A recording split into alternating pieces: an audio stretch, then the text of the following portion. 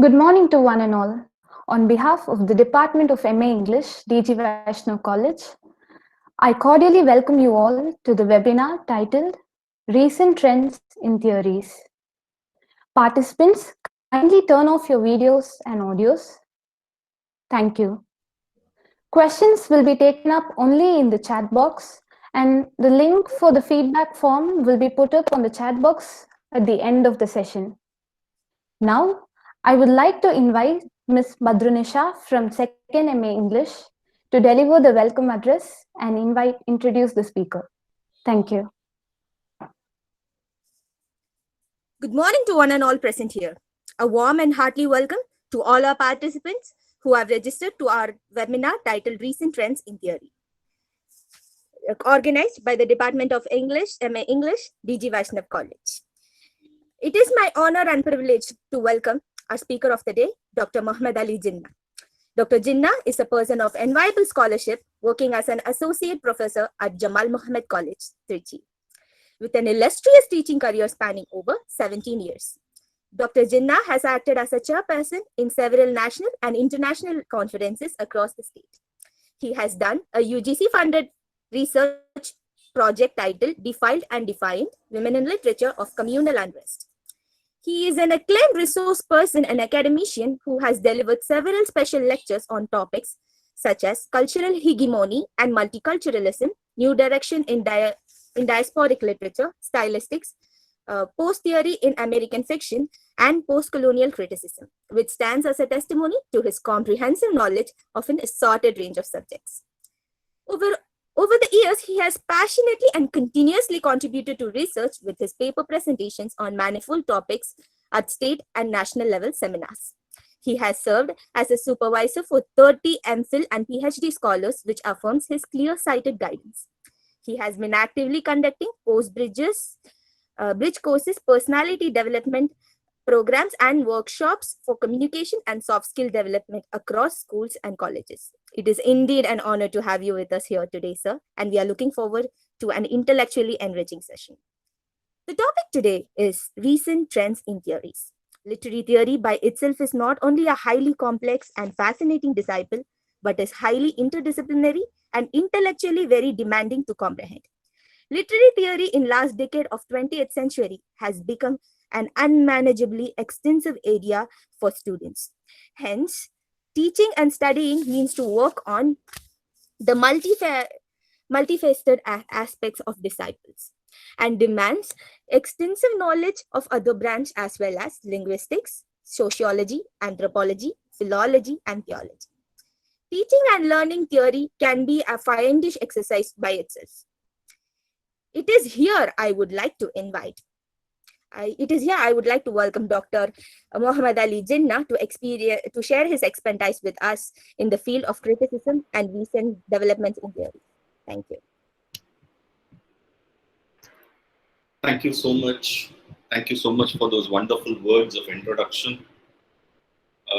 Nisha, I believe it is really heartwarming to hear those words, especially in these times when we are not physically able to connect with each other.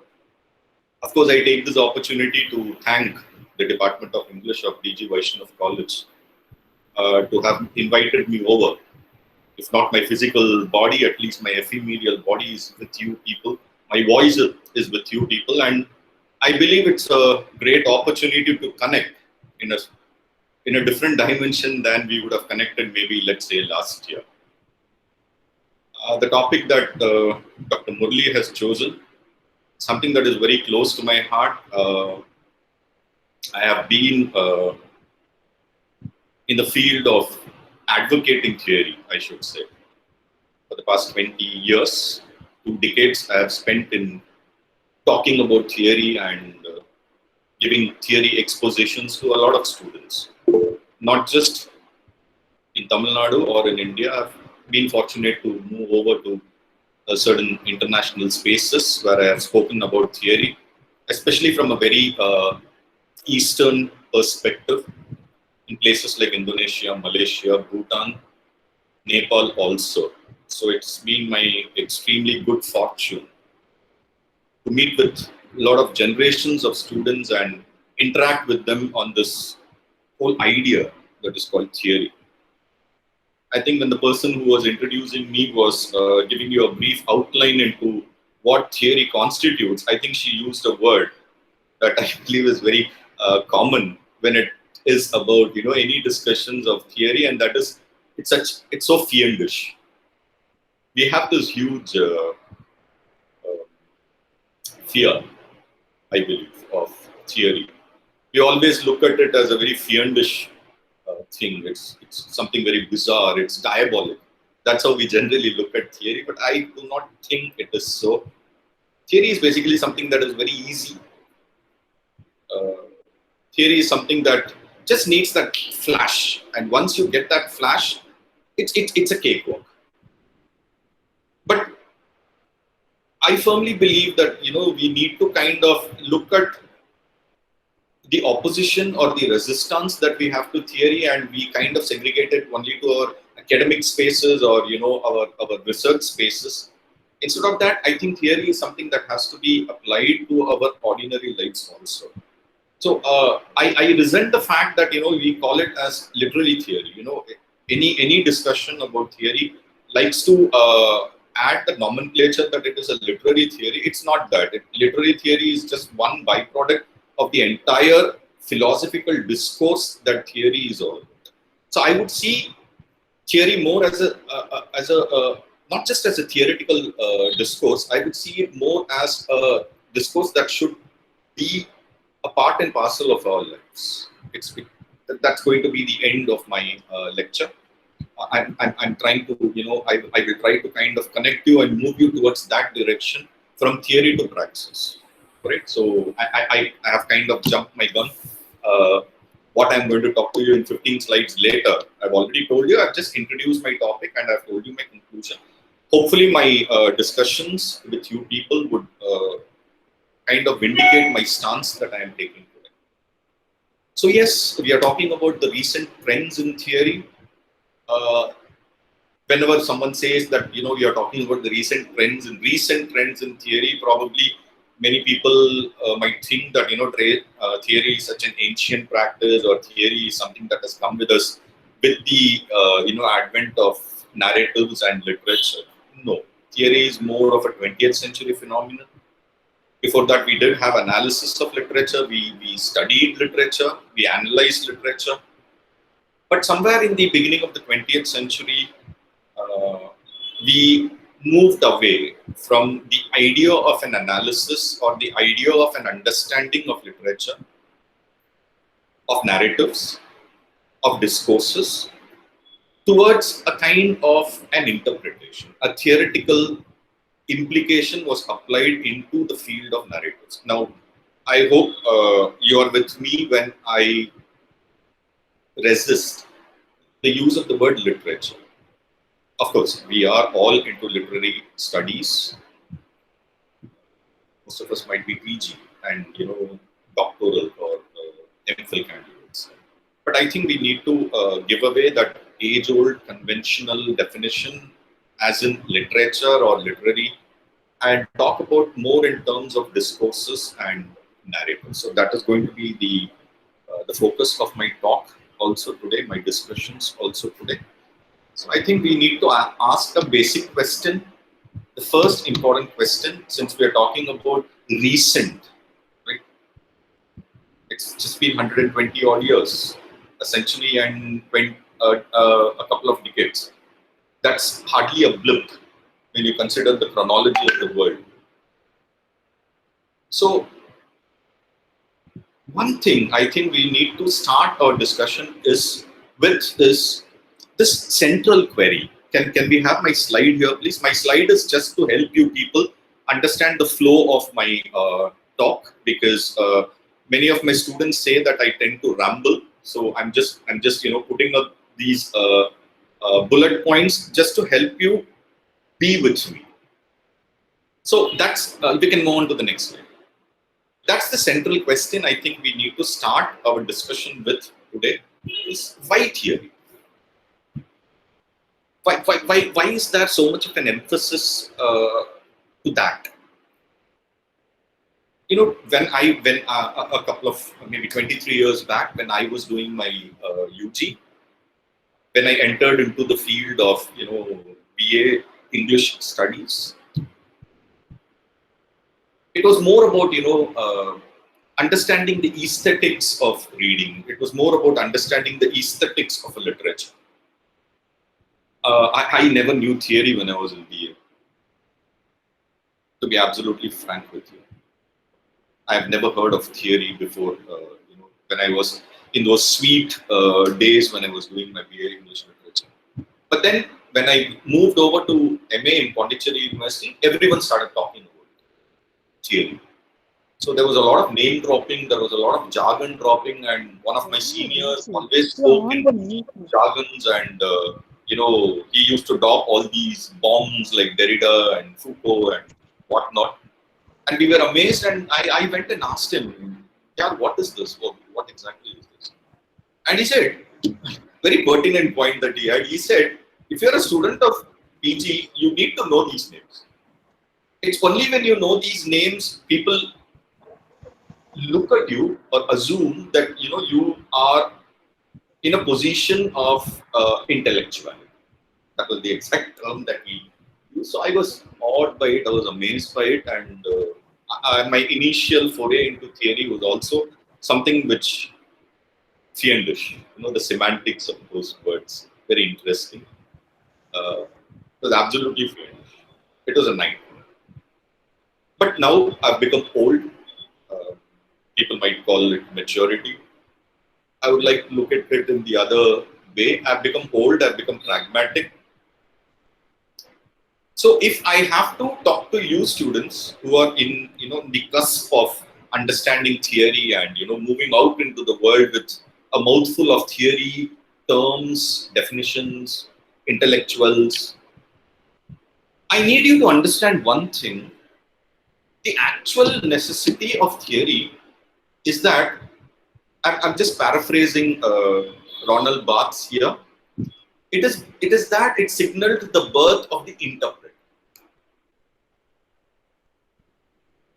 You guys are, I believe, fortunate to be in Chennai. I come from a C-tier city, and I teach literature. Ours is a PG and research department. I teach literature to a group of students who mostly are first-generation students.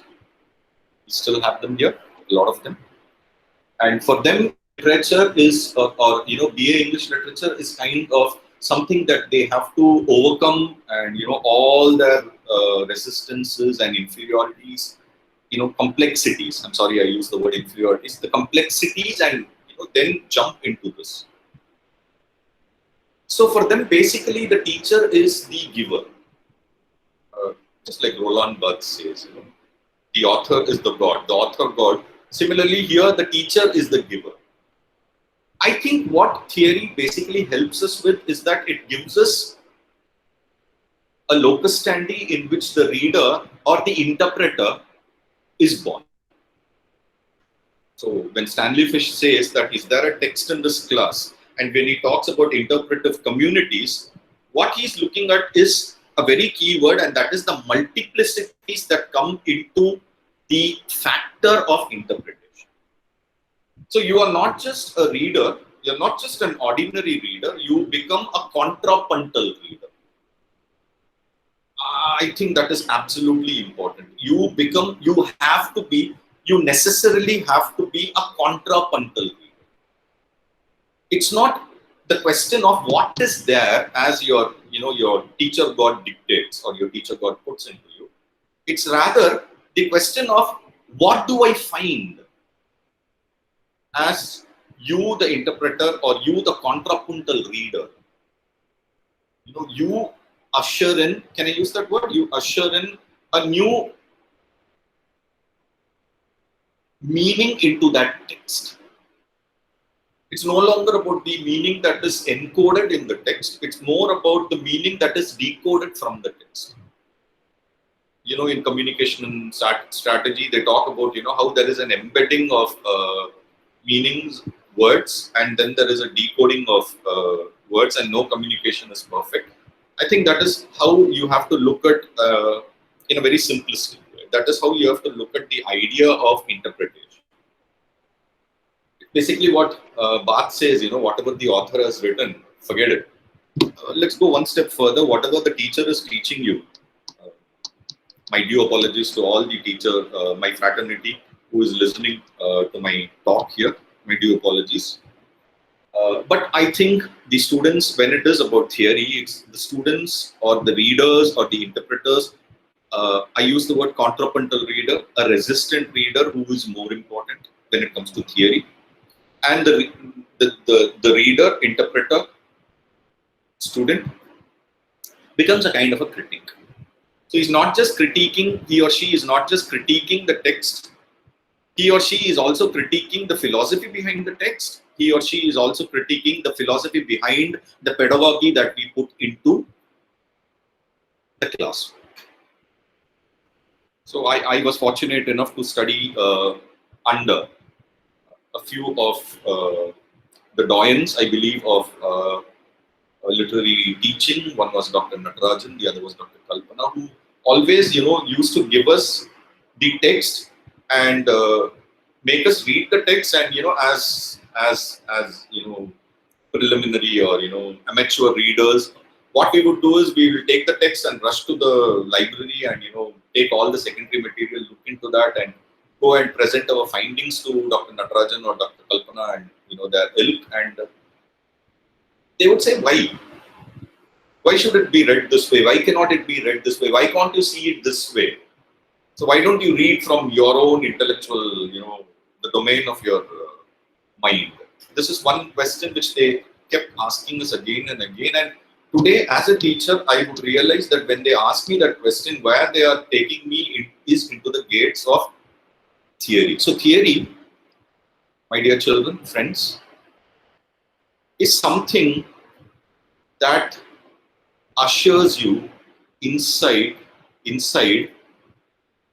an interpretive community wherein you are your own master. You are your own boss. That's how theory should be. And today, 2020, the second decade of the 21st century is coming to an end. Today, I think it's more about not just understanding theory in a very literary way. Remember, that's what I was trying to tell you right from the beginning. It's not just looking at theory only from a literary aspect or maybe only from a theoretical aspect. It's more about how theory has taken a kind of a cultural turn. Right? Today, the departments of English are no longer called departments of English. They're no longer called schools of humanities. They are called school of cultural studies. That word studies is absolutely important. I'll come to that in the penultimate slide when we move the discussion further.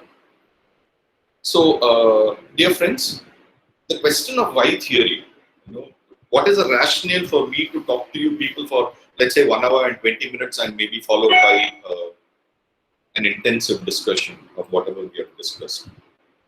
What is the rationale? The rationale is our understanding that theory is not just something that is out there. Theory is not something that is a deliberation in the academic classrooms. Okay, post-colonialism, fine.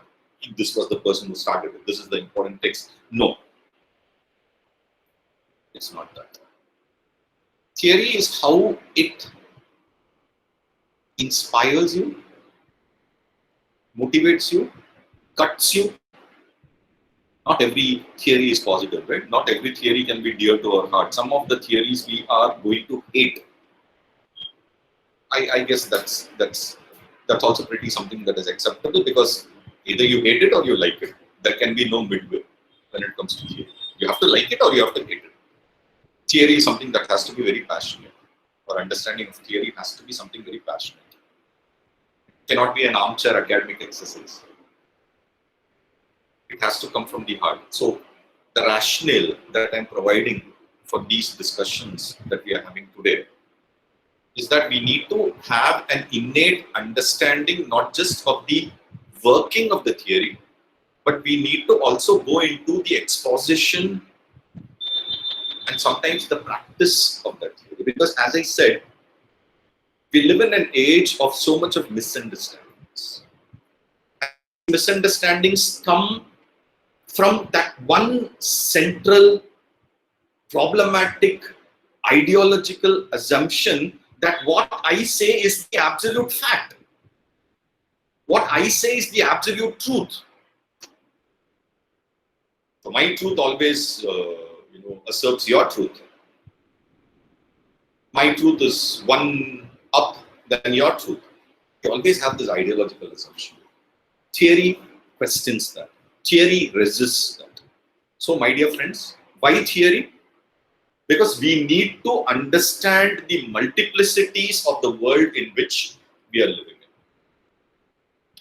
7 months of deliberation within the containment of your home, without doing the things that you probably would have loved to do but were not able to do, should have brought you to a contemplative state where you need to take the standpoint that whatever I believed in earlier should be now taken with a pinch of salt. And that is exactly what the theorists did right in the beginning of the 20th century. And they ushered in, as I said, a new age of reading, of writing, and of narratives. I hope I am clear when I say that. Shall we move on to the next slide? Because I know most of us are well versed in the whole ideology of theory. So I'm sure you know your basic theories.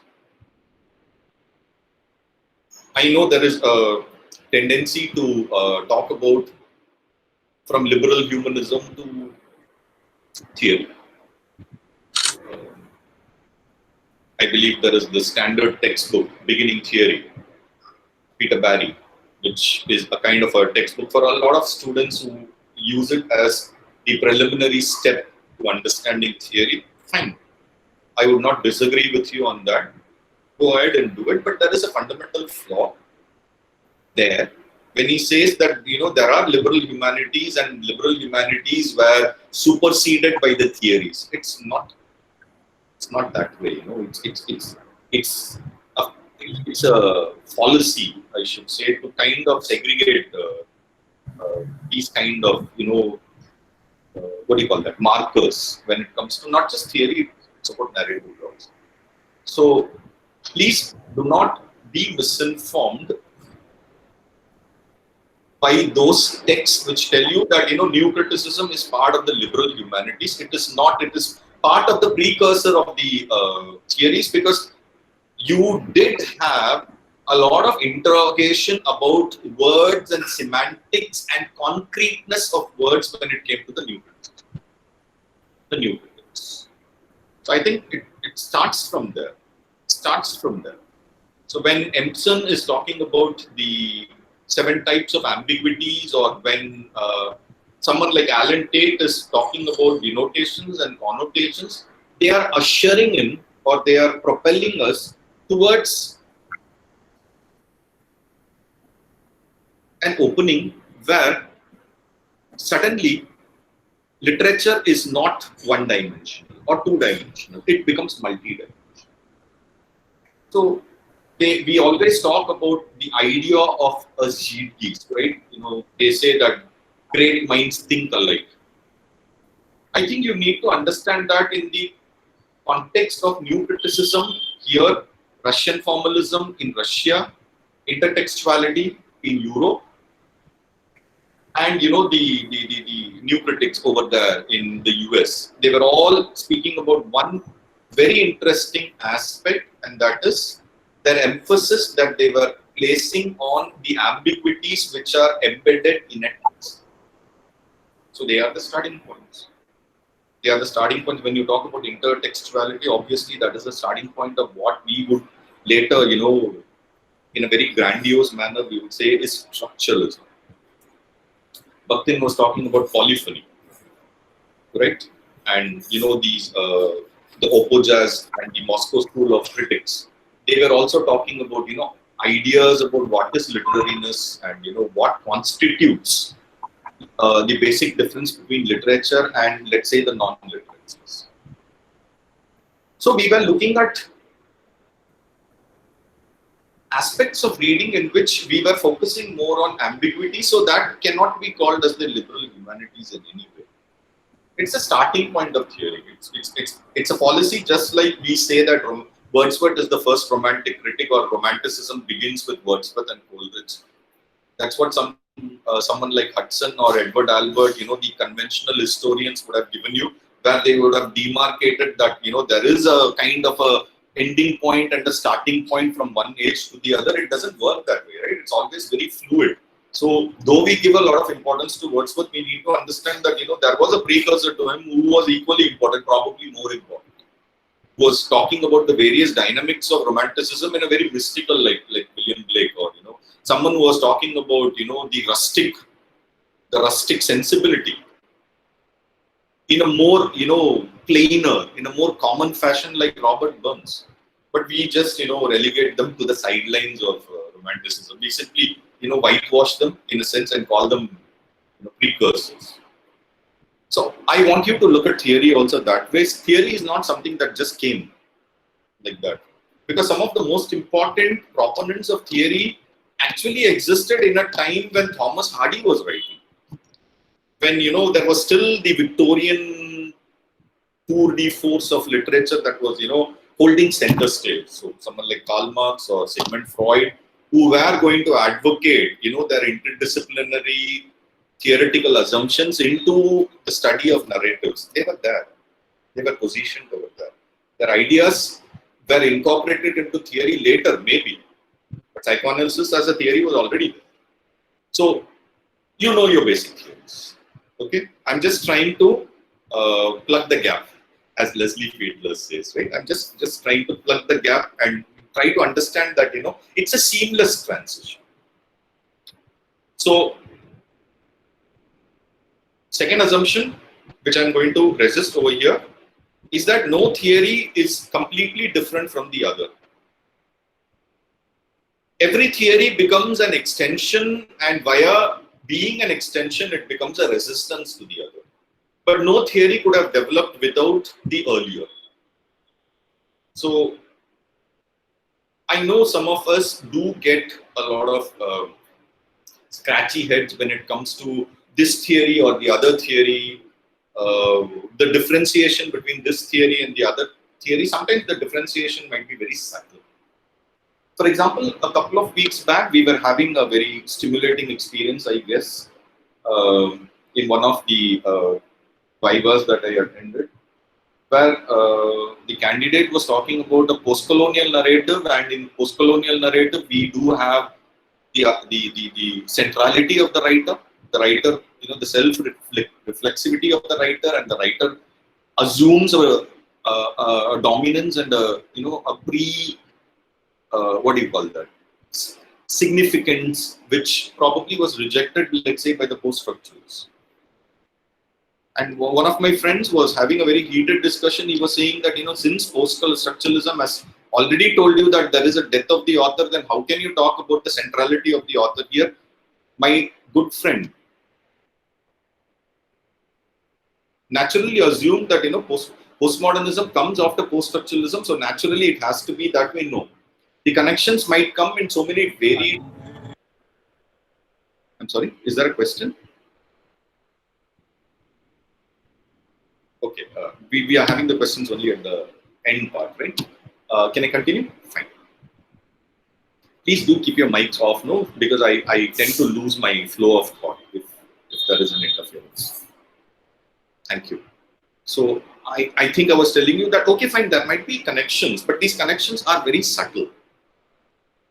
It also doesn't mean to say that there are no connections at all. Every stylistics and speech act theory are interconnected in many ways. But I do know friends of mine who are supporters of speech act, and some who are supporters of stylistics, and they would probably get into a brawl if these. I'm not sure how many of them are listening to me today, but in case they do, then definitely there's going to be a brawl in the evening.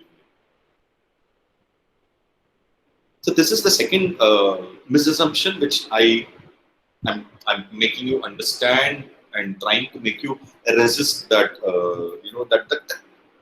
that basic misunderstanding. So we always talk in terms of binary thought when it comes to theory. So if there had been no Saussure, and if there had been no Lévi-Strauss, and if there had been no Gerald Janet, probably there would not have been a Derrida. So it was the natural progression of Saussurean thought, where the sign is equal to the signifier, signified by the signifier, naturally leads to an aphoria, the Derridian sense, where he says that since it is so, then there is no meaning at all. So from structure to non-structure, from some kind of a linearity to a chaos, there has to be a continuity. Maybe a kind of an Elitian sense. It was the tradition of the 20th century to interrogate and interrogate and interrogate, the Bloomian anxiety of influence. Whatever Saussure said, Derrida had to resist, and when he resisted, we moved over to the post-structuralist analogy of the aphoria. So I think Derrida kind of opened a can of worms. So we were talking about the fiendish nature of theory. One reason for the fiendish nature of theory is that we resist the resistance to centralities. I hope I'm not confusing you. We always like closure. We always like neat brackets. We like things to be put within a parenthesis. We love closed sets. We like the center. Anything that moves beyond that is something that kind of makes us jittery and angry and irritated and frustrated. I think it's because we like to live in a matrix-like society where everything that is presented unto us is presented on a platter and we are cocooned and sheltered. I think Derrida broke that. So post-structural thought, remember I was telling you in the earlier slide about a resistance. I think post-structural thought is something that brought in that resistance factor. But then again, I will tell you that it is not Derrida who ushered it in. Bakhtin was doing it over there. Christopher was doing it over here. So Derrida probably is the celebrity, the first celebrity when it comes to theory. Man, those must have been heady times, right? I mean, people worship the ground on which Derrida walked. I think we do that only for our film stars and cricketers and our reality show contestants and winners today.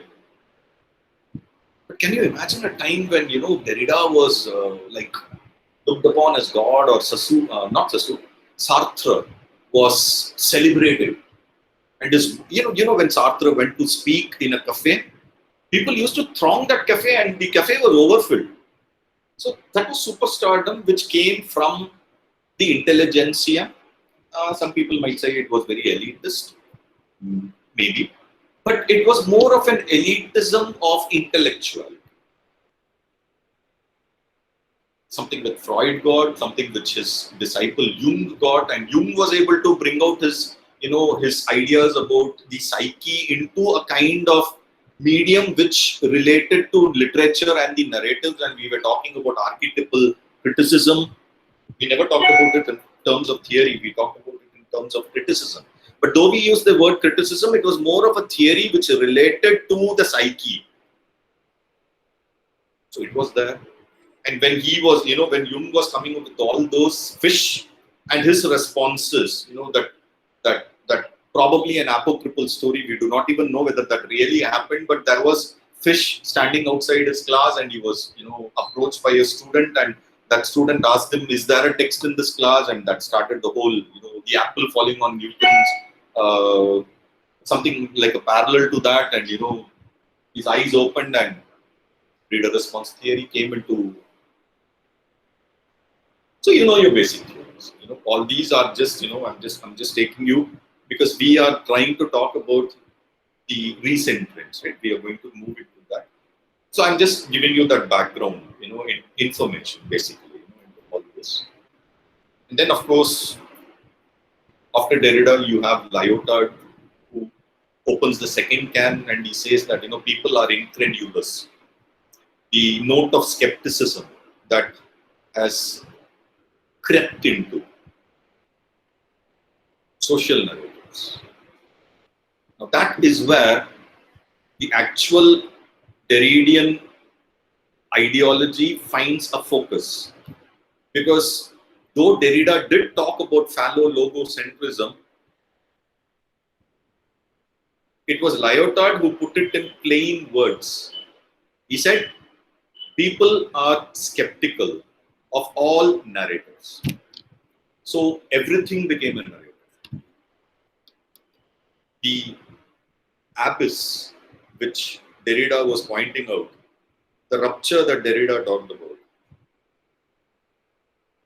it happens here in this statistical study when Lyotard says that people are bored, people are absolutely frustrated with the grand narratives, the major narratives.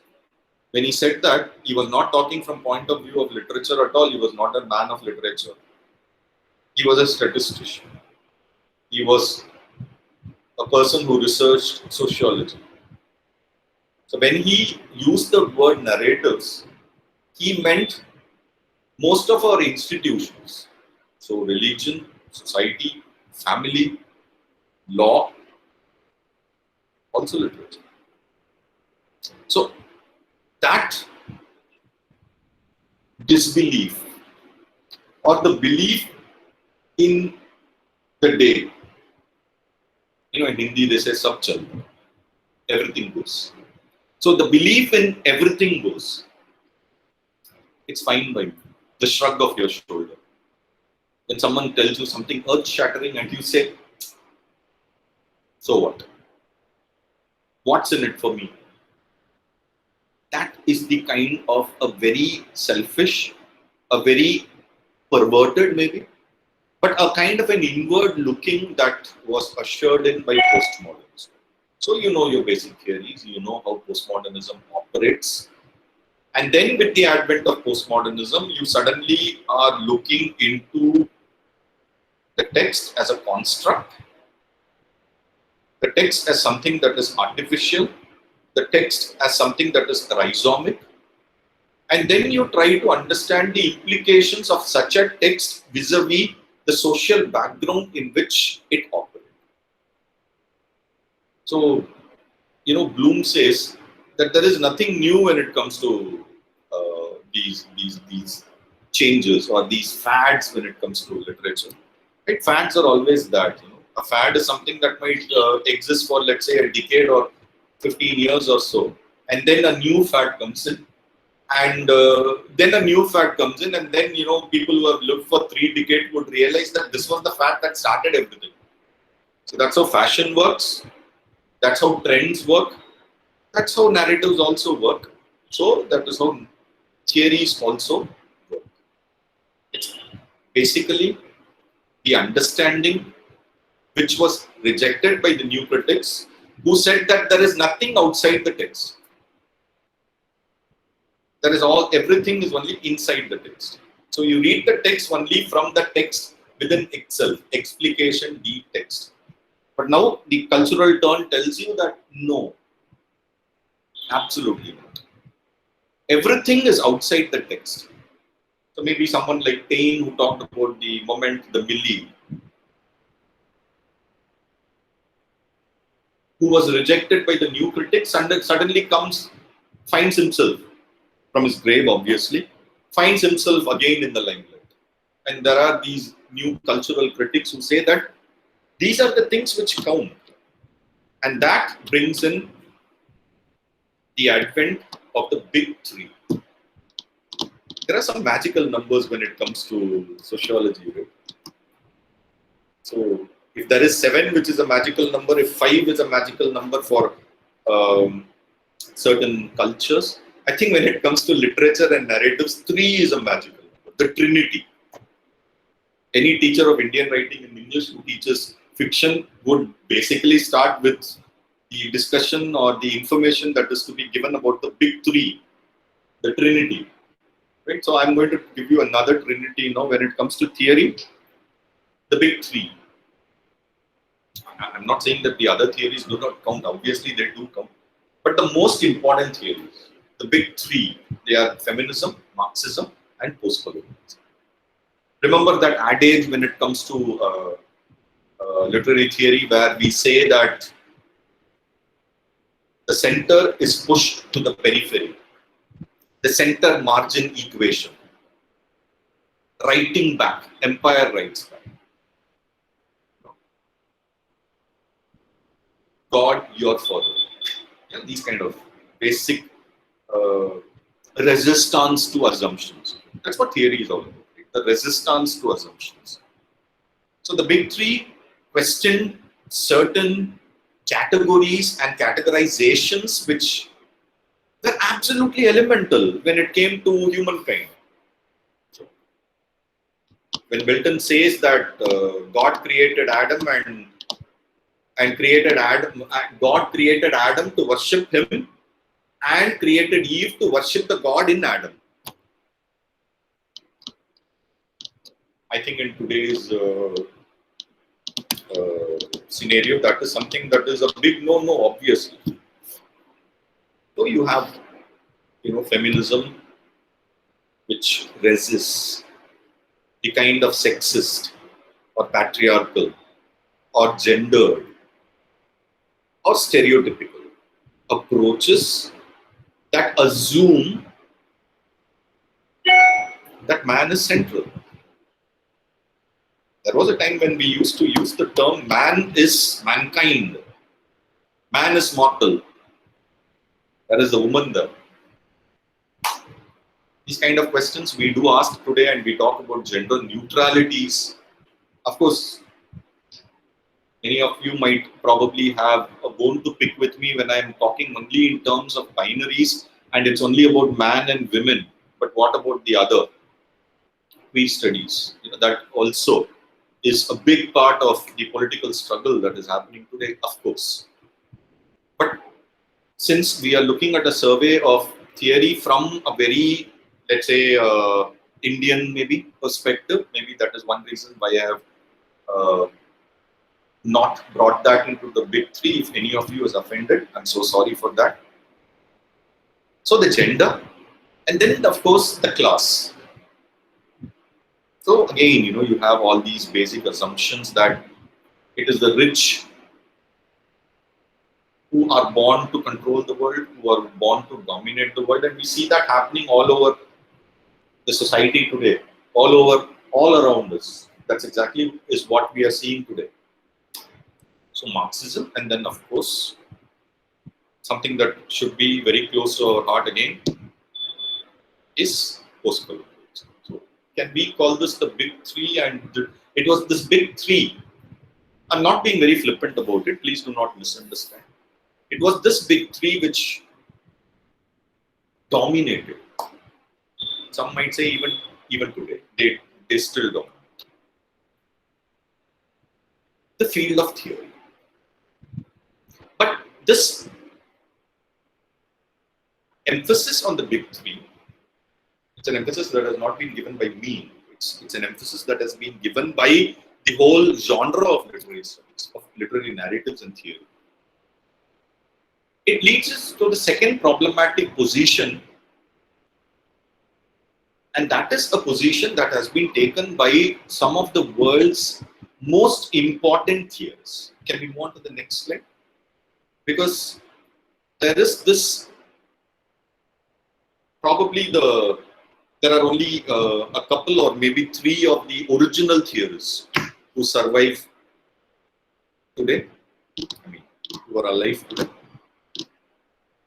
Original theorists. Okay. One of them is Jonathan Culler, the kind of a founder of structuralism, still alive and kicking and fighting in his 80s, still young. He was there in Kerala a couple of years back. Structuralism, though structuralism might be dead in a way, color is still alive and happy about it. The other is Harold Bloom. The one of the other, grand academia and its critics. See, when it was about structuralism, post-structuralism, reader response, archetypal criticism, reception theory, there were a few who dominated and who kind of crossed over to a lot of different theories by their, magnificent intelligence. One of them was Harold Bloom. You had Harold Bloom, who talked about the anxiety of influence, who talked about how misinterpretations work and misrepresentations work. So he was the one who took Shakespeare's term misprision and gave it to us, and he said that every reading is a misreading. He authored a book that is called the Map of Misreading.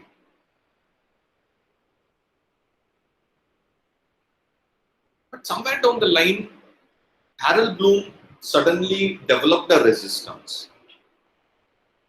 He said that there has been too much of misreading. Okay, fine, a little bit, fine. But there has been too much of misreading. Because obviously with the advent of all these political theories, people were questioning a lot of canons. I mean, that's the whole point of theory, you question. But, things like, how do I put it? Identity politics works even in theory. Though theory is considered to be something that is seamless. Identity politics works even in theory. So then you have some who can talk about resistance reading, contrapuntal reading, but then they say that some cannot talk about contrapuntal. So Harold Bloom writes a preface to his book that is called The Western Canon, in which he talks about certain theories in a very disparaging manner. He calls them schools of resentment. He says these theories basically they come from an ideology of resentment, of anger, of frustration. Okay, what was he talking about in terms of frustration here? He was saying that, these people have been so much colonized that they come out to the free world in a very angry manner. He says that these people, they have been so much polarized by their poverty that they come out to the world in a very angry manner. And these people have been so much under the domination of patriarchy that they come out to the world in a fit of anger. So he said that these kind of criticisms or interpretations were wrong because he said that they belong to the school of resentment. It's basically like Spivak saying that we have a cultural baggage which we can never overthrow. They say, let bygones be bygones.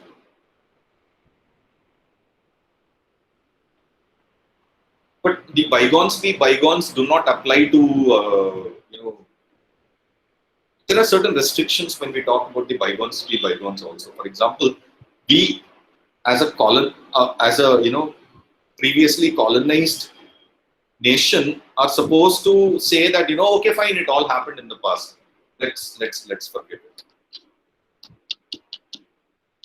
But for that forgetfulness to come, for that erasure of that remembering, as Baba puts it, you have someone like Tarur who comes and says that fine, we are ready to forget. Give us back, repatriate, give us back the things that you took from us, or at least offer an apology here. Nothing else. Just offer an apology. I don't know when it is going to be in the, definitely not in the forthcoming future. I don't think it's going to come at all.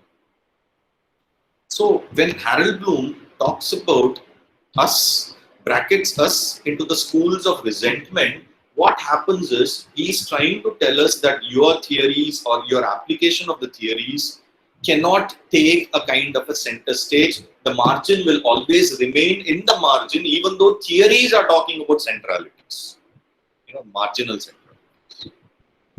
And this follower like Camilla Page, she would come and she's a feminist, but she would come and say that my professor always means well. The statements are all taken in that perspective, right? I mean, he meant well. I think that is the time when there was supposedly a necessity for a consolidation of all the theories put together. And so we had ideas, like as Spivak used to say, intersectionality. So it's that's where I was coming to. You cannot say that one theory is independent of the other. Every theory is interdependent. So please do understand that when we talk about the big three, we live in an interstitial space where all the big three connect. That's the paradox of India. So we, the people here in this platform, connect in all the three, in terms of feminism, post-colonialism, and Marxism. So maybe there is a necessity for a kind of a hypothecation. I'm sorry, what am I saying? Sorry. Hyphenation. The hyphenation. Why the hell did I say hypothecation? Sorry. The hyphenation. Wherein post-colonial, Marxist feminism is the order of the day. So that interconnectedness between what we call the political discourses or the narratives or literature and society. Literature is always a tool of the society, right? It's not just the Marxists who have to say that literature is a superstructure. We understand that. So there are theorists and then there are theorists. There are theorists in the sense there are people who sit in their utopian spaces with their high-paying jobs and with their plushy furniture and beautiful rooms, their official spaces where they are paid a lot, and they talk about theory. And then there are people like us, who understand the ground realities of how theory should work, the ground realities of how society works, and why this theory is necessary. That's how it should be. That's how it should be. Okay. Take it from me. I know for a fact that if there is a webinar, if there is a conference, we would love to invite the white people, Western academia, and celebrate our webinar with that kind of a celebrity. The Western gaze. They would come to us and they would speak for 20 minutes and they would, go off. But there would be no personal connect with them at all. Their theories are theories which exist on paper. The books that you buy, the Routledge or Scholastic or all those McGraw-Hill publications that you buy for 500 or 600 rupees, in which they advocate theory. It's going to be only that. But the ground realities of theory, the ground realities of the social injustices that they are fighting, I believe are things which only you and I can talk. But of course, these are things which probably we should speak about in a different platform. As of here, I'm just presenting to you the basic ideas of what you know. Can we move on? Maybe I can present unto you some other factors also. Can we move on to the next slide? Yes. So what's latest in the field of theory? Now, I need you to understand that there are theories and there are theories. I repeat myself, but for the sake of reification, there are theories and then there is this theory called speech act theory. See, when Derrida talked about a free fall and the play of words, he opened up a chasm. So the whole idea of language, of course, you know this statement, right? Foucault's statement, everything is a discourse. But the whole idea of language was taken only as a semantic play upon words. So, as a derivation from Derrida, you had Ludwig Wittgenstein, the German philosopher, who talked about language as a play of games. I'm sure all of us love all our WhatsApp forwards, and there are people who are jittery when they don't get their WhatsApp forwards. Every day they need that. It's that kind of the hypodermic needle for them. It's their addiction. Many of us like our jokes, the news. We are so proud of our prolific vocabulary, the words that we use. But every word that you use is a play. We talk about language as a performative. I'm talking to you people, and I'm using a different set of a register, a different set of a vocabulary. Because ultimately what happens is every speech, every conversation, every presentation is a performative. So I'm reaching out to you people, and I'm trying to impress you. The onus is on me to impress you people, because hey, you're from different college, you're from, I believe you have different social backgrounds and intellectual backgrounds also. If I'm going to talk to my students in the way I have talked to you people today, they would scratch their heads and they'll say, what happened to Jinnah? Why has he changed? He never speaks this way to us. I'm sure we all do that. That's why, J.L. Austin, he talks about language as a performative act. So when we talk about language as a performative act, he talks about, the locutionary, the illocutionary, and I forgot the third one. He talks about the three aspects of language wherein there is a message, there is implication, and then there is a response to that implication. My message is that we are talking about the recent trends in literary theory, but I could have done it in an informative manner wherein I would have just presented a series of slides and, I would have told you, okay, this is that theory, it began in this year, these are the important theories, this is what it talks about, these are the important jargons. But I'm not doing it that way, right? My performance is very different from what others would have done. Should I be saying that? My performance is different. Let's not talk about the others. So what we are basically doing is that we are playing a series of games every day with everyone. So when Derrida talks about the concept of deconstruction, and when he says that, the text has to be read against its grain, he is narrowing down the perspective of deconstruction only to the ideas of literature or the written word.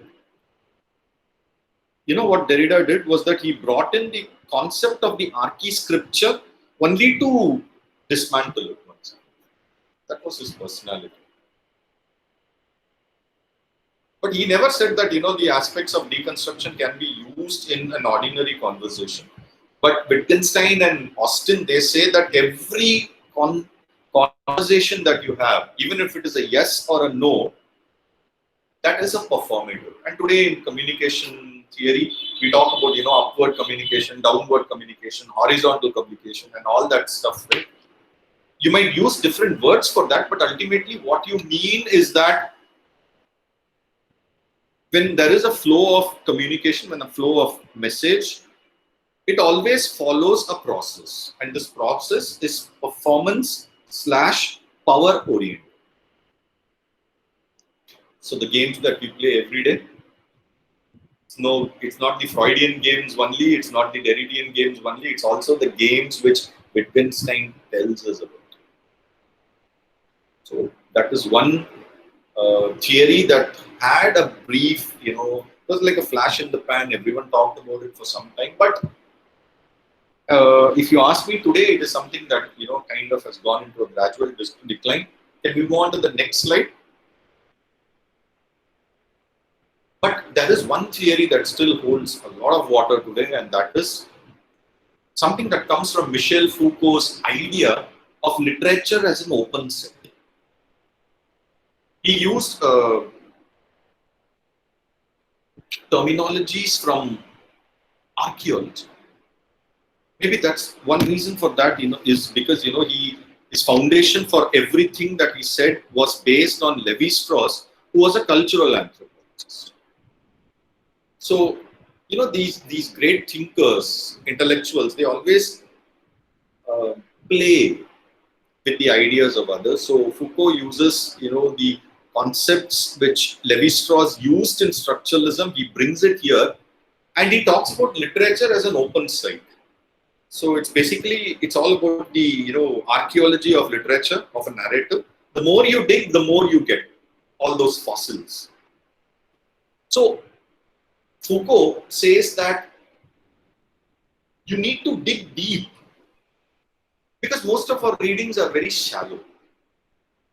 So he interrogates the very ideology of the philosophy of a text.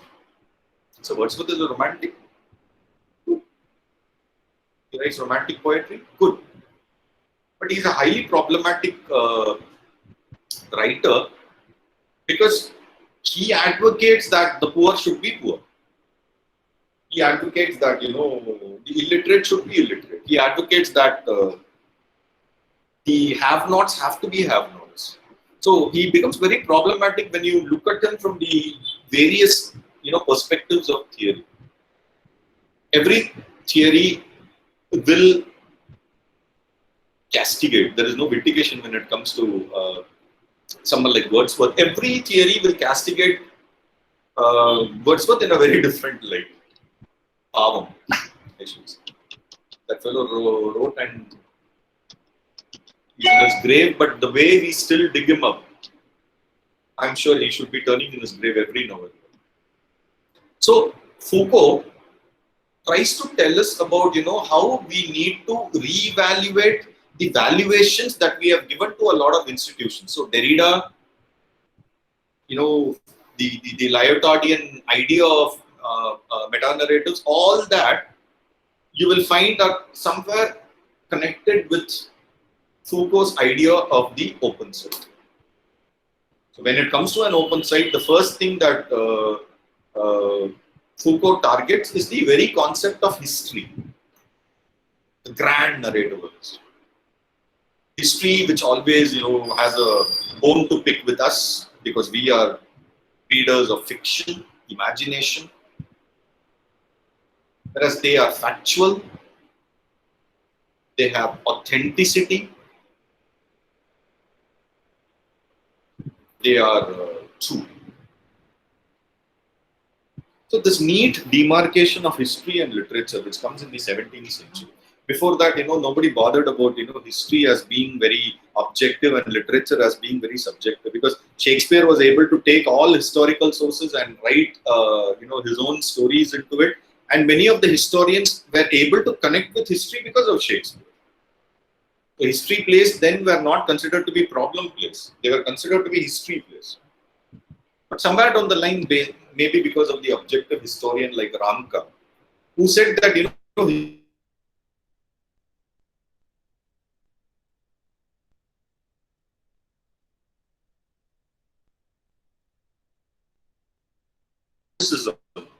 writing histories as a responsibility.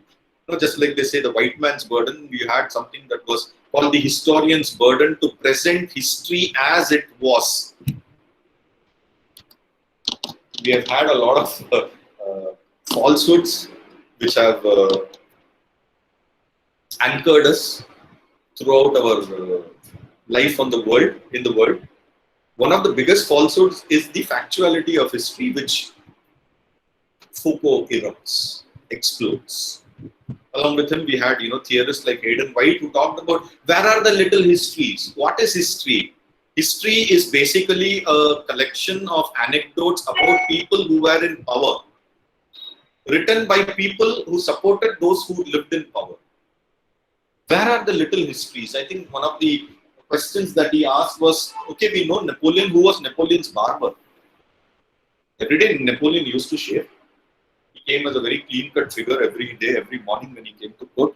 Who was Napoleon's barber? Why is there no mention of Napoleon's barber?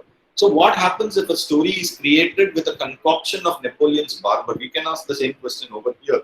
We have the stories of all our great rulers, emperors. There are questions, there are interrogations that are happening today as into why some of our emperors are considered to be great and the others are not considered to be great. Who makes them great?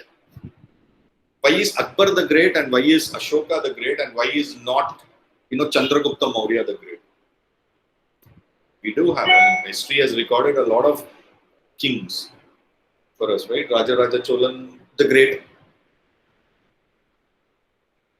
So you see, history is also very subjective, and if you identify the subjectivity of history, then naturally what happens is you dismantle the very concept of history and you bring it down from its pedestal, and that brings in the birth of new historicism.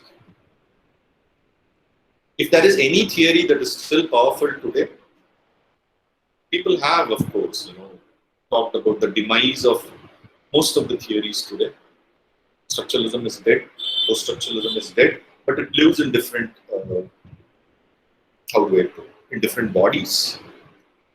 But new historicism still exists, and new historicism is one, I believe, a very fresh look into how society, the idea of culture, and the idea of history and tradition operate, I think, today. Can we move on to the next slide? So what does the birth of the new historicism entail? Louis Montrose says that we have to consider it in both ways. There is the textuality of history and we have to understand the historicity of text also. History is a text.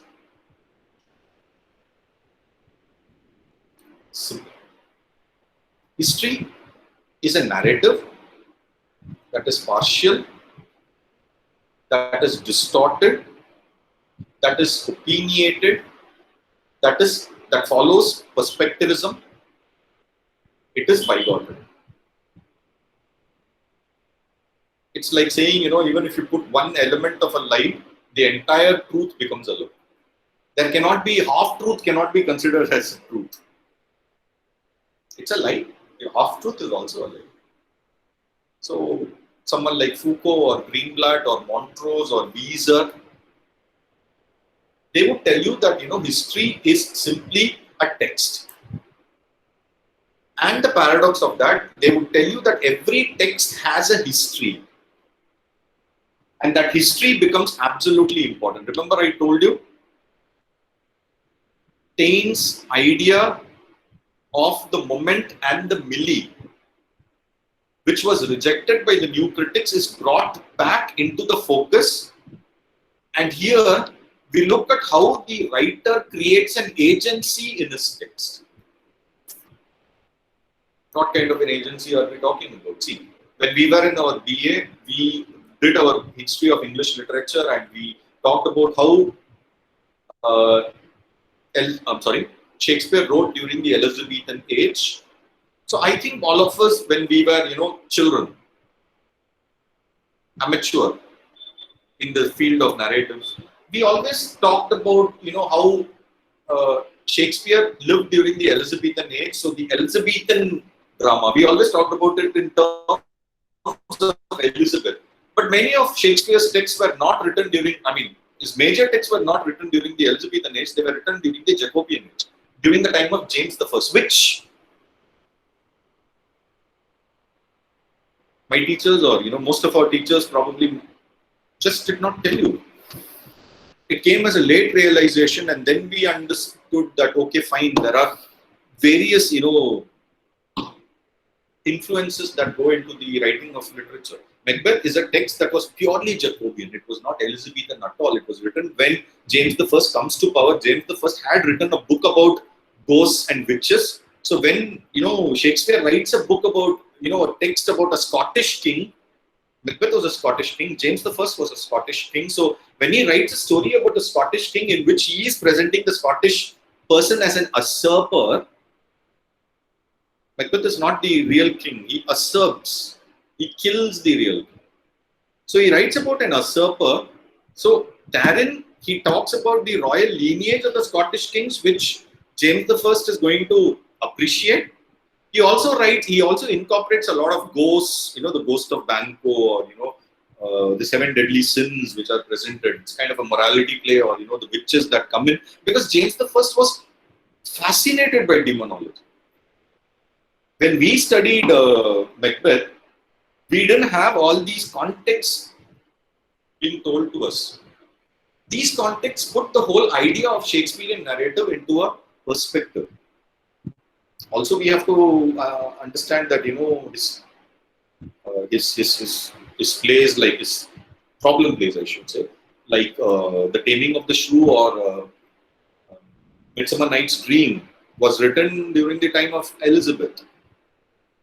How do you think Shakespeare got away with writing about women or queens in a very sexist manner and still get away with it? He wrote about it, but he got away with it. So what were the political dimensions of the relationship between Shakespeare and Elizabeth? Nobody talks about it. Because earlier people said that it did not matter, but today in new historicism they say that it matters. So we talk about texts like Renaissance Shakespeare, for example. What is the positioning of Shakespeare in the Renaissance age? We very easily just divide a history of English literature. I'm sure you must have done Hudson or Edward Albert, and very easily we divide it into the age of Chaucer, Spencer, and then we talk about the age of Shakespeare. But you have to understand that there is the social element of that also, the social element of Renaissance, which we read about in Social History of England, which our students read about in Social History of England. It's a bifurcation. I think we should be read together, and when you read it together, you understand the resonance of history which you find in literature, because they lived during the age of Renaissance. So that social and the historical literary history, they have to be read hand in hand, and only then you can understand the perspectives which Shakespeare offers in his texts. Please read Stephen Greenblatt's Will in the World, which talks about how astute a businessman Shakespeare was, what he achieved, why he achieved. I mean, today we talk about, with the advent of Corona and containment and quarantine, we are talking about how many of Shakespearean plays were written during the plague. Nobody talked about that earlier. Today people are talking about that. So when people are talking about that, then we need to understand that all these earlier erstwhile belittled, erased histories also become a part of the text. How many times has Shakespeare talked about the play? What were the plays that were written about? Why did he retire? What, let's say, casualty or calamity related to the play made him retire? These were not questions which were asked earlier, but these are questions that have to be asked today. So new historicism is something that basically questions the agency of the writer. I'll dismantle one more misassumption when it comes to new historicism. I do look into a lot of theses that is written on new historicism, and they say that they apply new historicism to texts texts like Amitav Ghosh or Salman Rushdie or the contemporary writers of today. Not done. New historicism is something that has to be taken beyond your historical era, and it has to be used as a reinterpretation of those texts. As Foucault says, it's an open side. You cannot open, modern sites. What is the point? You cannot go, right opposite my apartment, there is a government school. I cannot go there and dig deep and say, okay, find fossils. It has to be a site for, archaeology. So, not done. For that, you have another theory that is called cultural materialism, which we will talk about. I think I can take another 15 minutes, maybe even less. Let's just see how many more slides we have. Can we move on to the next slide, please? I know I have taken a lot of your times. We have been talking for a long time, but I hope I'm able to give you things that are interesting. Next slide, please. So what basically we have done is that we have decanonized a lot of things. This is exactly what Bloom was fighting against. He said these things are not done, but no, we are doing these things. We have decanonized the things. We have decanonized history. We have said that it is fiction. We have decanonized Shakespeare. That doesn't mean Shakespeare is not one of the greatest of the writers. I think it is the variety that he has presented that helps us dismantle his canonized status. You simply cannot say that, because he's the father of English literature or because she's the mother of English literature. You need to question, interrogate all those factors. I think we need to interrogate the factor when it comes to new historicism, factors like why Jane Austen is considered to be the first women writer. That's a historical bias. There were a lot of writers before Jane Austen. Where are they? What happens to a writer like Christine de Pizan? Why nobody talks about Christine de Pizan? What happened to Aphra Behn? Such a powerful writer in her age. But today she's absolutely erased. Who erased her? If you're able to bring back Aphra Behn into the so-called canon of literature, if you're able to bring back Christine de Pizan into the canon of literature, you find that, it's not beginning with Jane Austen, it is beginning somewhere else, and Jane Austen is just one person, one of the torchbearers who gives it to the next age. She's not the first, she's not the first. It has been worked on, it has been studied.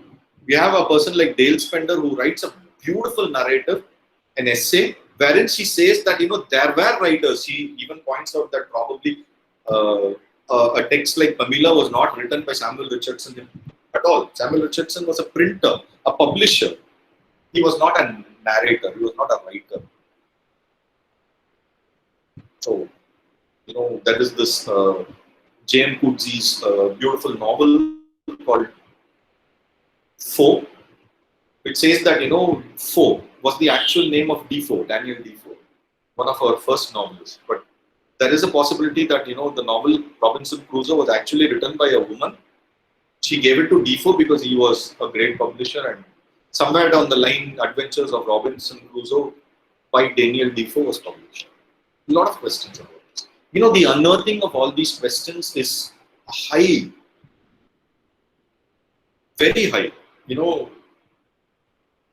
emphasis that needs to be done, has to be done. Otherwise, what we have been doing in the field of literature till now has been highly narrowed down, highly filtered down. We have to identify how organic the writers have been. Every writer has a purpose. What is the superficial purpose and what is the subversive purpose? We need to find that out. I'll tell you one thing. We always negate R.K. Narayan as a writer. We always say that the big three. He has been a writer who has not done anything political wrong. He's done a lot of covert political writings. Finding that out. He talks about Gandhi. He talks about the freedom struggle. He talks about oppression. He talks about how our own cultures and our own spiritual thoughts have been belittled by the colonizers. He does talk about it, but he does it in a very flippant manner, and we think that he's not being serious. Therefore, let me not take it up. It's not that way. Sometimes you do it in a very covert manner. You do it in a very subversive manner. So that is what makes up all these little narratives. We need to identify that in what way do these writers help us. Otherwise, what happens is, in the flow of all these majoritarian thoughts and monolithic ideologies, we would be lost. We would just become the jetsams and flotsams of, the stream. So we need to do that. You need to understand the text and you need to understand the untext. If Othello is written by Shakespeare and if Othello is one of his, say, major tragedies, and if every Shakespearean hero suffers from what you would call a tragic flaw, then make a list of all the tragic flaws and try to understand why Othello is given the most petty of all tragic flaws. I mean, he suspects his wife. What kind of a hero is that? Ambition, sensibility, procrastination, or sensibility, poetic sensibility, which Hamlet has, or the ambition that has, the overarching domination that Julius Caesar has. What does Othello have? He has a petty suspicion on his wife. Why? Why? Why not study Shylock and Othello? The untext is more important than the text. That is exactly what theory is. Can we move on? And then, of course, it comes ultimately down to us.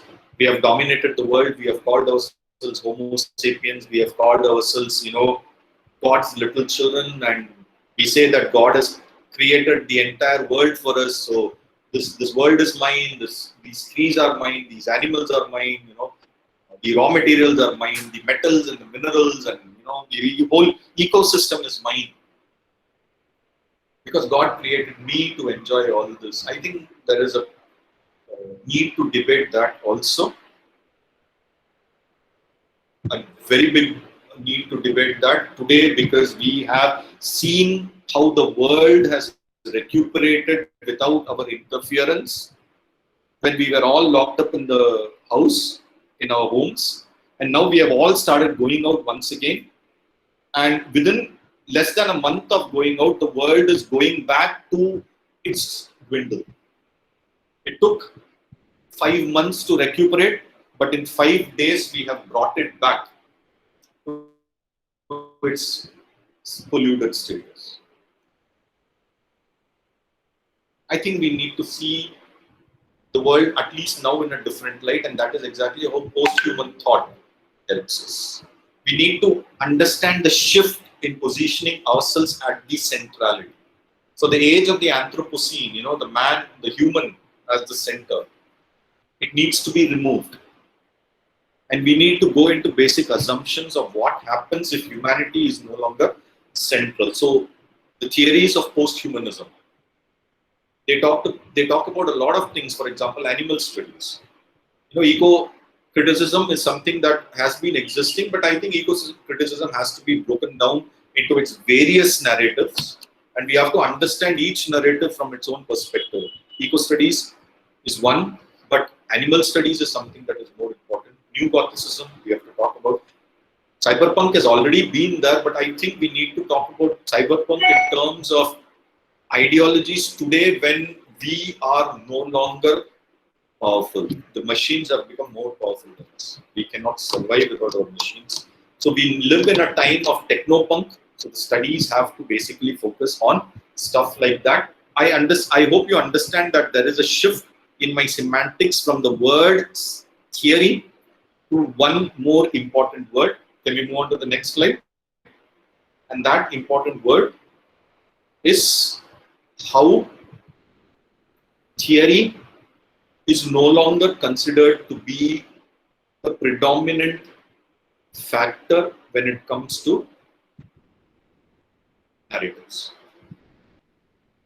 So there is an anti-theory that has come into focus today, and that anti-theory is called affect theory. I don't know, affect theory has been there right from the 60s, but nobody used to talk about affect theory. But today, again, there is a reevaluation of affect theory, and there are a lot of questions about affect theory. So one of the earliest of our theorists, like Paul Ricoeur, he talks about the hermeneutics of suspicion. Remember, I was telling you about from BA to MA, there is a kind of an ideological shift in most of our students, in most of us.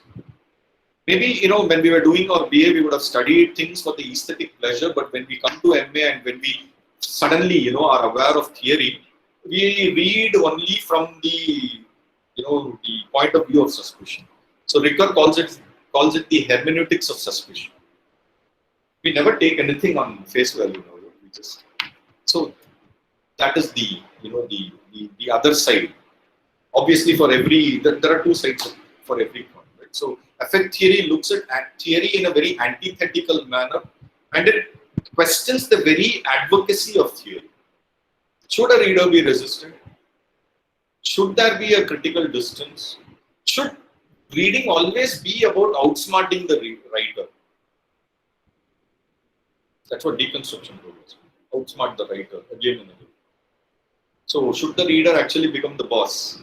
It's the other way of looking at it. Because affect theory says that there is no longer an element of surprise. Have you ever read a detective novel, and have you ever gone through the detective novel and come at the end of the detective novel, you find that, you must have guessed who would be the murderer, and there might be a lot of red herrings which would tell you that, okay, he's the murderer, she's the murderer, so on and so forth. And then finally there is a big reveal in which the writer tells you that, okay, this is not the murderer, this is the murderer. And you're amazed by it. And then you go and read the next novel of that writer. Right? But today, if you are surprised by the writer, you become angry, you throw away the book. So, is that because of the affectation of theory? Because we are talking about concepts of affectation. Ultimately, it says that we have exhausted all our resources. There is no more theory, so let's go back to the aesthetic. So this is an anti-theory which has found its vogue today, and then there are other antithetical implications also. Can I move on to the next slide? I think we do have just a couple of slides more, because next slide, please. Because we are talking about the concept of the death of theory. If you understand, again and again, I've been using a lot of words in which theory has been replaced by the word studies. So, just like postmodernism advocated the end of a grand narrative, I think postmodernism or transrealism talks about theory in itself as a grand narrative. Don't you think theory has become a grand narrative in itself? Because there is so much of an insistence on theory. So, what is the current trend when it comes to literary theory is that there are a lot of people like Terry Eagleton, for example, who are advocating the death of theory. Terry Eagleton was probably one of the greatest of our Marxist theories. But he is talking about the end of theory, the death of theory. And there are people, theorists, who are talking about how it has been replaced by terminologies like studies. Instead of saying, post-colonial theory, we are talking about studies.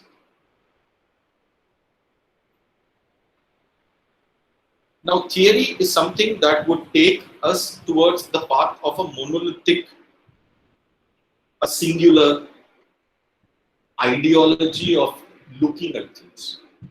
But I think the trend today is more about petite ideologies. Sometimes the theory itself becomes a monolith. So that has to be dismantled. So there are people like Slavoj Zizek. He's the New Age theorist. You should read about him. You should read his books. He's on YouTube. He's everywhere. And he speaks on basically everything. Some people even say that he's the Donald Trump of theory. Someone who has tried his hand in everything, like Trump. So some people say that he is the Donald Trump of theory, and when you listen to him, his words do sound a bit chaotic. I think he's more like the modern Roland Barthes. It's just like Roland Barthes, when he talks about the semiotics of a text, or when he talks about in this book SZ. He talks about how semiotics works, and he looks at semiotics in everything, popular culture. I think that's what Zizek is looking at, the ideology of a B-grade movie, or how systems today work. He has also written something on how online classrooms work today. Something we are doing now. We are always online. So what are the the dynamics of an online classroom? He talks about basically everything. So there are people. I'm not saying that I agree with them completely, but there are people who do talk about how the idea of an apparatus that is theory has to be dismantled and probably looked on in a fresher perspective, and you talk about studies. So it's no longer about Gothic theory; it's about Gothic studies. It's no longer about something like we have superhero studies today. What constitutes a superhero? We have studies like for example, there is this very famous Big Bang theory, which is has come to an end, of course, after 12 seasons. But it's still something which is used as a pop cultural reference point. So we have concepts like Sheldon studies. Sheldon is probably the principal character in Big Bang theory. So we have a field of studies that is called Sheldon studies. We study J.K. Rowling. PhD is being done on J.K. Rowling and various facets of J.K. Rowling. So that doesn't constitute a theory as such, but it constitutes the little narratives, those so-called little histories like Hayden White talks about. So we look at studies, but why? If it is theory or if it is studies, ultimately the purpose of whatever we do has to be simple, has to be one, and that is going to be the focus of my last slide. Can we move on to my last slide?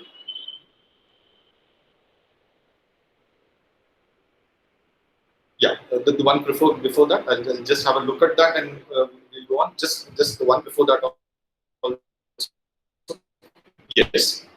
So we have something that has come out of all this. We call it, no, the digital humanities one. Digital humanities. No, I think the one after that. Can we come to the penultimate slide? The one after that? Yeah, the digital humanities, because I think the paradox of our studies today is that we have created something that is scientific as well as something to the field of humanities also. So we have digital humanities being created. So we talk about the flow, liquid modernity, as Zygmunt Bauman talks about, and which means that okay, Shakespeare created, let's say, a character like Hamlet, but then there are 21st century writers who are creating a lot of Hamlet in their own works. So which Hamlet is important? Is it Shakespeare's Hamlet or is it this fellow's Hamlet? Is a question which we need not take up at all. Every Hamlet is a chip of the old block. So you have texts like Pride and Prejudice, but then you have a 21st century mashup text like Pride and Prejudice and Zombies, which was made into a movie also. You had Elizabeth Bennet, the principal character, there in Jane Austen's text as well as in this particular text. So which Elizabeth Bennet should I look at? You probably take a comparative analysis of all these. Pride and Prejudice is one of the texts which has been adapted in so many different forms, the maximum number of times. It's not Sherlock Holmes, it's not Dracula, it's not Frankenstein, it is Jane Austen's Pride and Prejudice and the characters of Elizabeth and Darcy. Umpteen number of revisions have been made.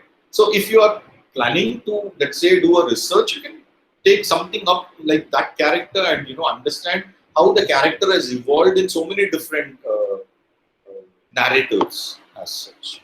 So we do talk about hypertext literature today, and there is this poet called Rupi Kaur who has become so famous, but not because of the conventional book publications that have come out of Rupi Kaur. It's because she is what we would call an Instagram poet. So how far is the digitalization of literature or narratives, of how far has it transformed or evolved?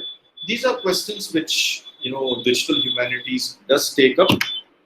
Which brings me to my final question, with which I will stop. My final slide. I started with a question. I'm going to end with a question. I did give you a lot of Examples, when I told you that the earlier theorists, they lived what they preached.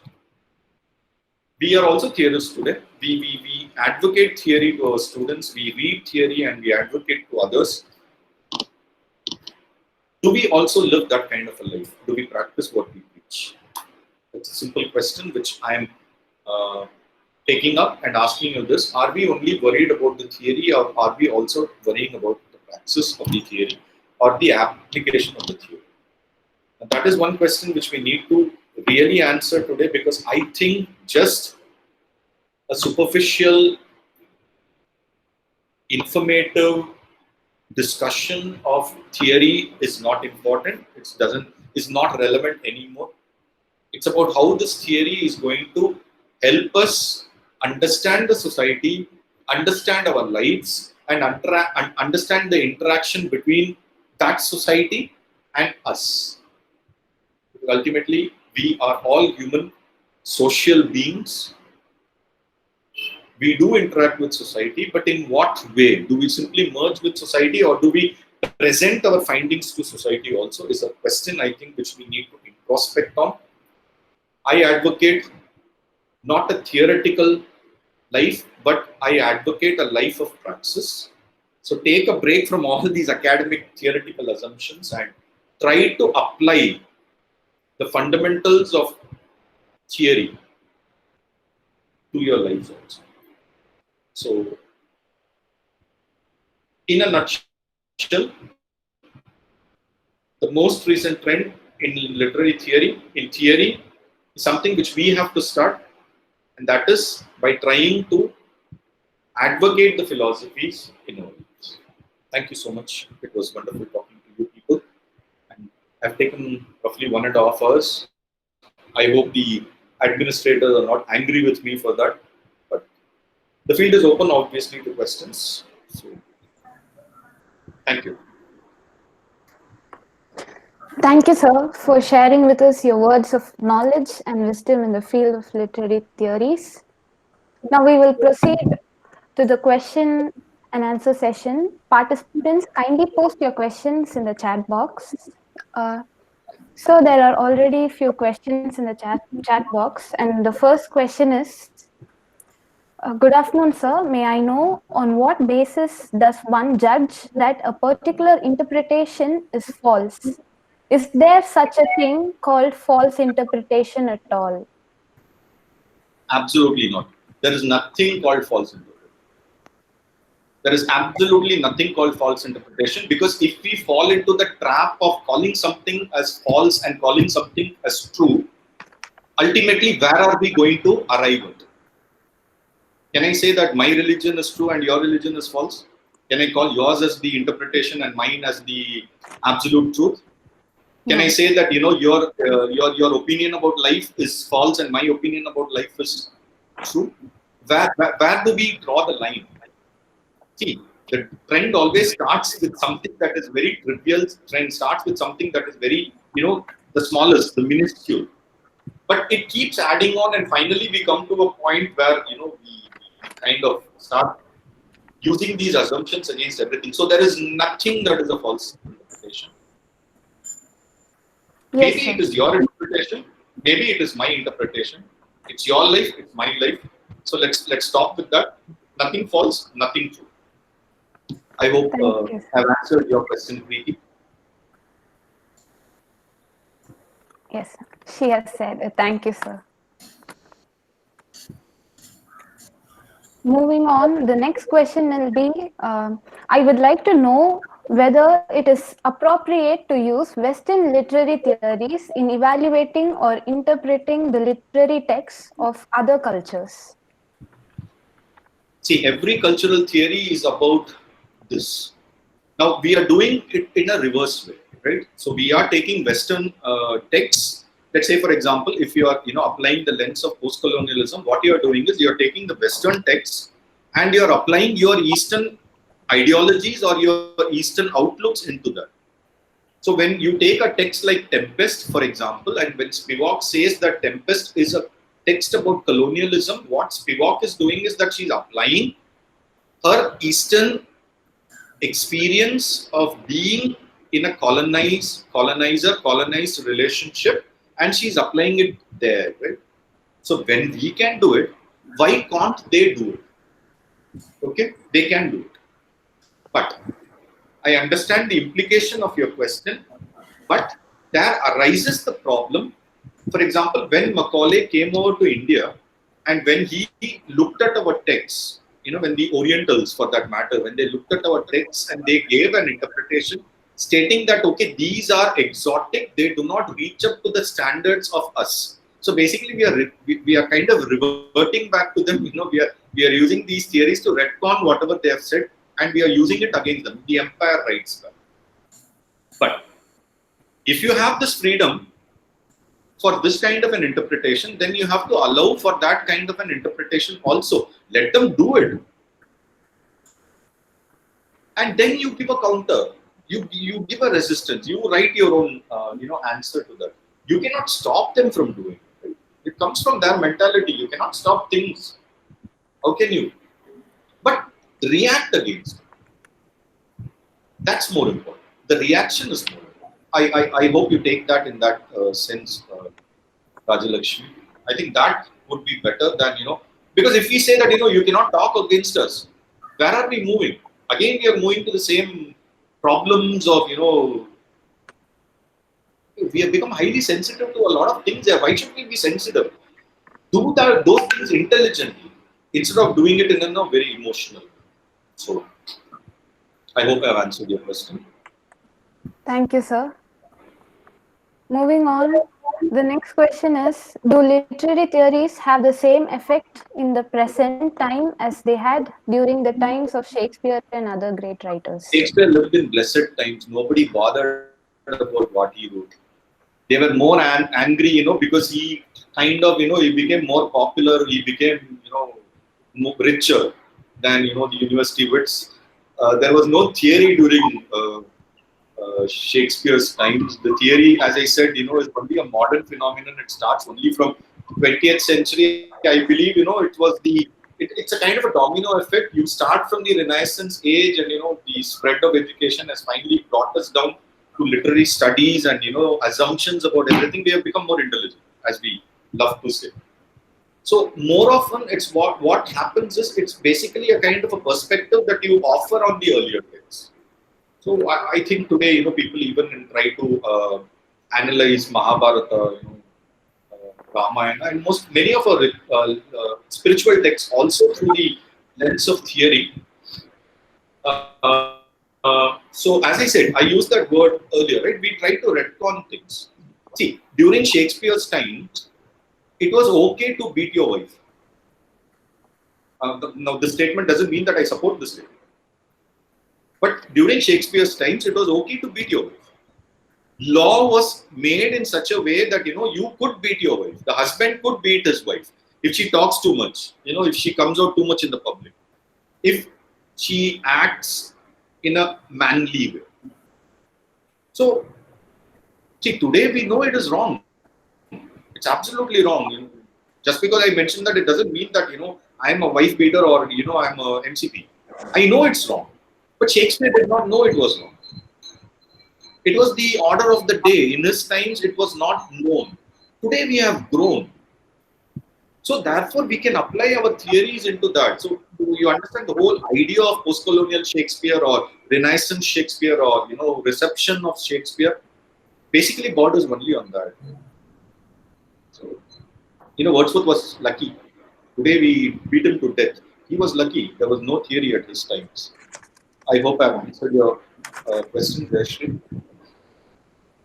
Yes, sir. Thank you, sir. And the last question will be, what are your views on the notion of literary theories not being given exposure similar to, say, scientific theories for the belief that the former is ambiguous and full of suppositions while the latter can be proved? I think that is basically what literary theory is fighting against. When Lyotard talks about the incredulity of all meta-narratives, or when Foucault says that every narrative should be interrogated and questioned and, it should be an open site for discussion, they were hitting out at the scientific philosophies also. It's not just history, it's also science. See, science says that everything can be proved, but every 5 years they keep on changing their opinions. When I was young, they said milk is harmful for your health, and then they said after 5 years they said milk is beneficial. Now they say milk is harmful. You are not supposed to take any white product. 5 big white products which you are not supposed to take. One of them is milk. They say today that even children should not be given milk.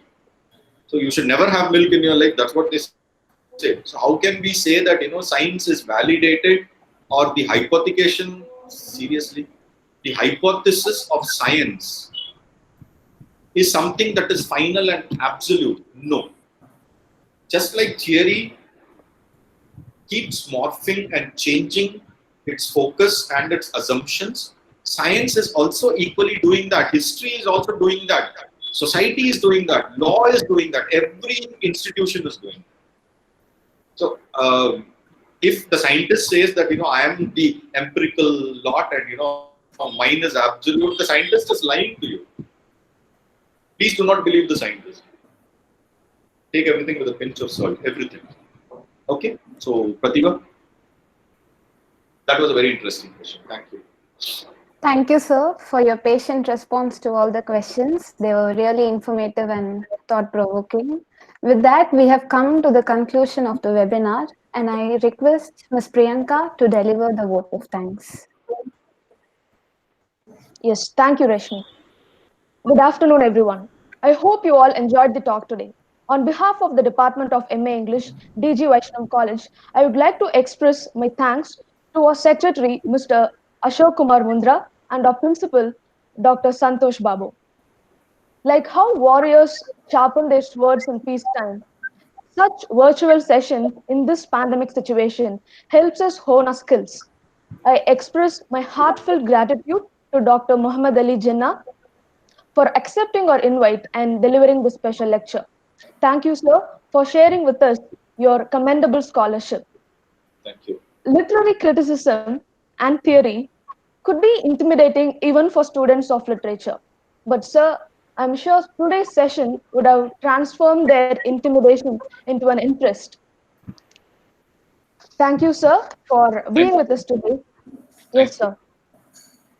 And moving on, I would like to express my deep sense of gratitude to all our participants of the day and our head, Dr. Murali Ganam, for his constant encouragement and guidance throughout this endeavor. I thank my colleagues, Dr. Nagaradhika and Ms. Steffi Monisha, for their efforts towards organizing this webinar. I thank Nisha and Reshmi of 2nd MA for their valuable contribution and all our dear students for their active participation and involvement. Thank you all once again. We hope to see you soon in our next webinars. Thank you. Bye-bye. Goodbye, all of you. Thank you so much. Thank you, sir. Participants, the feedback form